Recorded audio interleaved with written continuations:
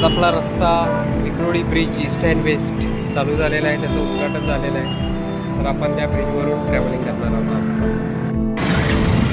चला,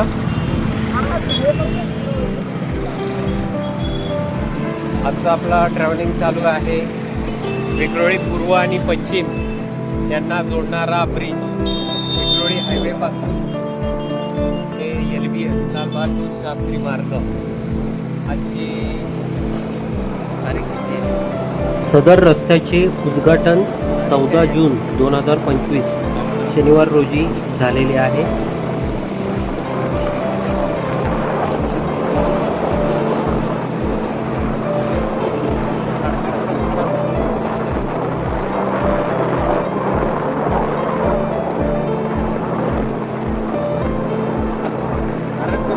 प्रत्यक्षात होता हा रस्ता चालवायचा झालेला आहे. आता आपल्याला विक्रोळी पूर्व आणि पश्चिम प्रवास करतात.